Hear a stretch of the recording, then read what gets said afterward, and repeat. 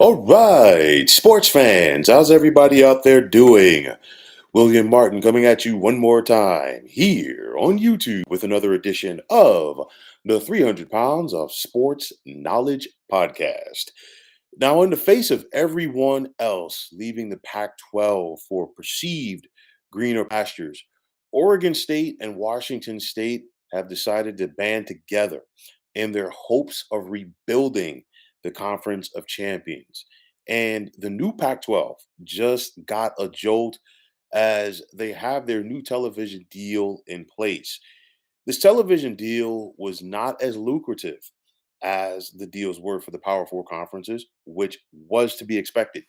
But it should be enough to keep the Cougars and Beavers afloat as they look to rebuild. All 13, combined 13, of Washington State and Oregon State's home games will be televised this upcoming college football season on either the CW or Fox. And the CW is picking up 11 of those games. And there's even talks of earlier start times, which will help to give these schools a boost with more East Coast exposure. Things are working out as good as they possibly can for both schools, in my opinion.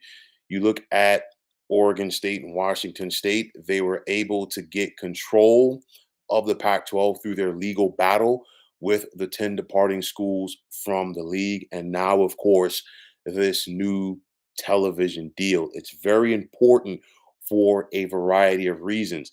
The timing of this sets up perfectly for Washington State and Oregon State. They've got that 2-year waiver from the NCAA in order to restart the conference. Okay, they got to have at least 8 members on board after the 2025-2026 academic year in order to still be viewed as a conference. So it's one of those, the question's been out there before. I've asked it, other people have asked it, and I'm going to ask it again.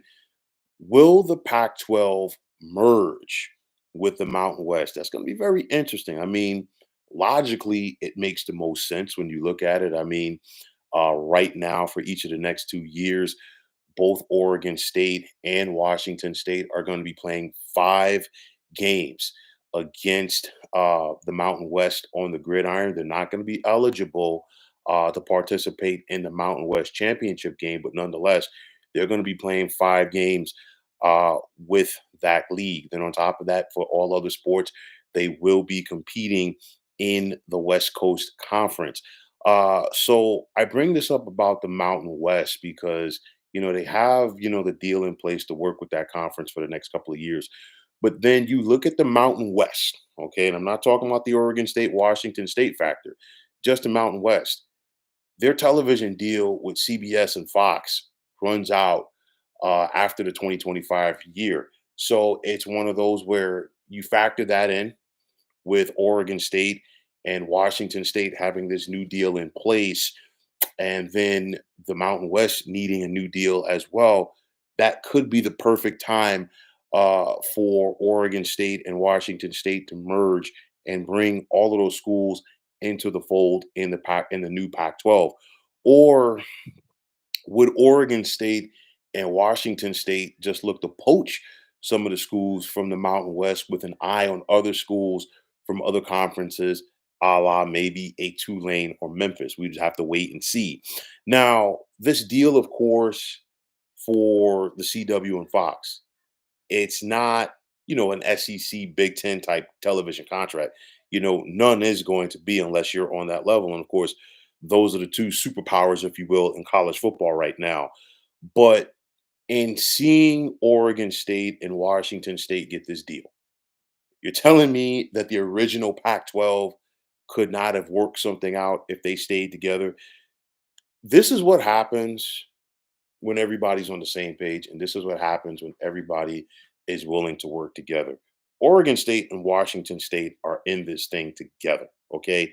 And this is why this got done. But for the most part, you get these conferences, and when they're sitting back and seeing, well, the SEC's getting this money, the Big Ten's getting this money, they might say something publicly, but they're on the phone or talking behind closed doors, trying to get into those conferences. So they already have one foot out the door. And of course, that led to the demise of the Pac 12, just like it did for the Big East for football and so many others. But it's one of those, we've seen it and, it's not talked about enough.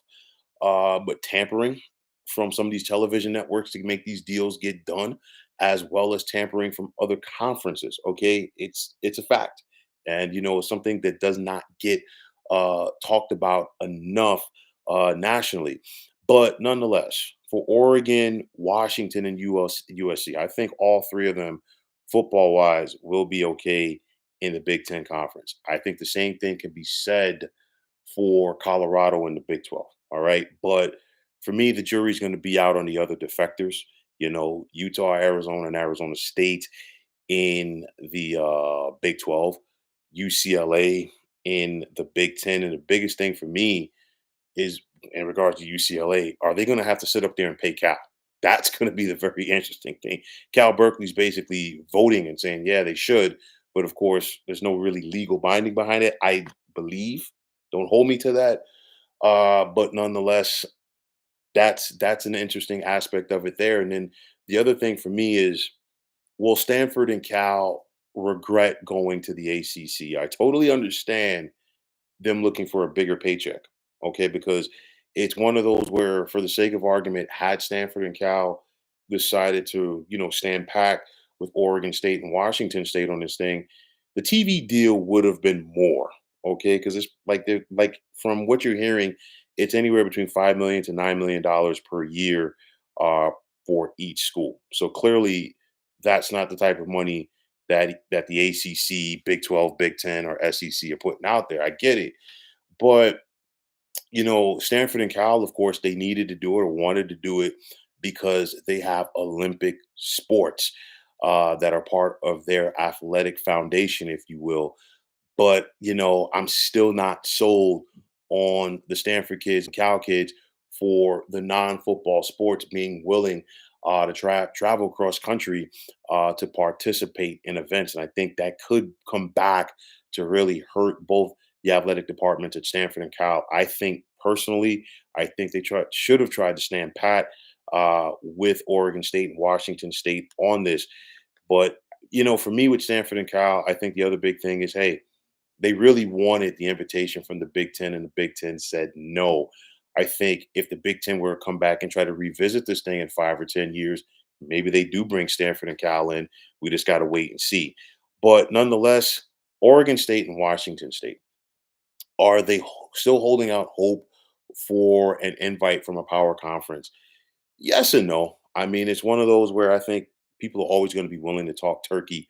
But at the end of the day, I do believe that if you're Oregon State and you're Washington State, you didn't fight this hard to turn back now. You didn't fight this hard to get control of this league, to do the things that you've been doing in order to say, you know what, 3 to 5 years from now, you're going to try to jump ship. No, they're going to do whatever they have to do at this point to make their new league viable, and they get the opportunity to sit back and really call the shots as far as making this happen. So credit to Oregon State, credit to Washington State, and also credit to their new conference commissioner and Teresa Gold for going out there and making this happen. You figure the CW might not be Fox, it might not be ABC or CBS or NBC, but the CW is a national network, okay, and they have a growing sports,